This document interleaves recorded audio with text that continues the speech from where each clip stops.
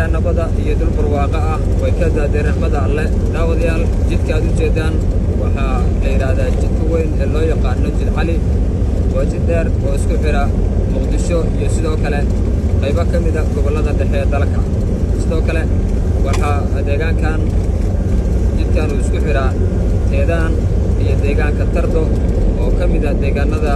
hoostaga degmada jallaqsi ee gobolka hiiraan tardo waa ka mid tahay deegaanadii ugu dambeeyey ee soo gala gacanta dawladda iyo dadka deegaanka lagana xoreeyay kooxaha argagixisada al-shabaab oo muddo ka badan 10 sano maamulaya gacan ku-haynta deegaanka tardo waxaan soo marnay rabshabeel geedasamo iyo deegaano kale oo ka mid ah deegaanada u dhexeeya degmooyinka maxaas iyo degmada jallaqsi ee gobolka hiiraan tardo waa deegaan qadiimi ah wuxuuna kala baraa sida la ii sheegay degmooyinka buulaburte jallaqsi iyo degmada maxaas ee gobolka hiiraan waxaana degmada maxaas u jiraa in ka badan 100 kilomitir ama 130 kilomitir dhulka waxaa ka daadee raxmadda alle sidaa u jeedaanba waa dhul barwaaqo ah muddo abaaro badan ay ka jireen deegaanadan waxaana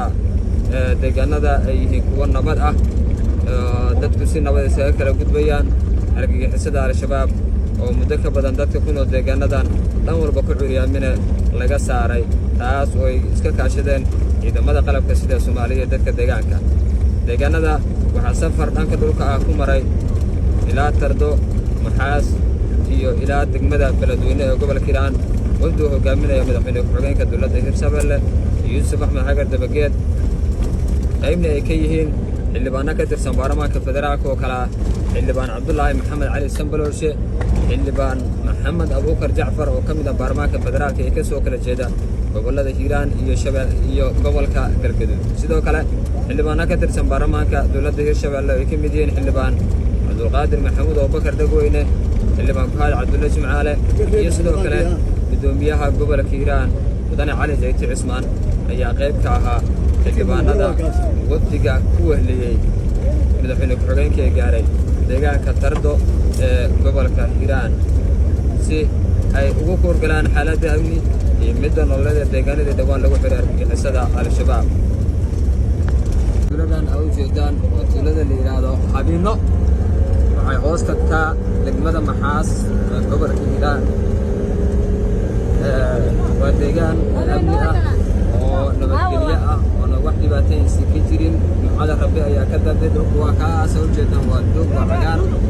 roob ayaa ka da'ay markaasaa tuulada la yidhahdo xabiino qofkii garanaya ayaa yaqaana xabiino waa taa deegaanka xabiino hoostaga degmada maxaas dadka deegaanka oo qaatay hubkooda garabna keenaya ciidamada qalabka sida Soomaaliyeed ayaa si buuxda ula wareegay gacan ku haynta deegaano badan oo ay kooxdu ay dadku ku dhibaatay jireen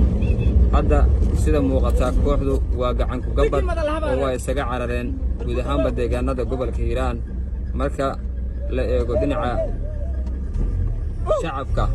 ayaa kaalin weyn ka qaatay dagaalka ka dhanka argagixisada al-shabaab dowladnimada iyo deegaan barwaaqo ah safar dheer wato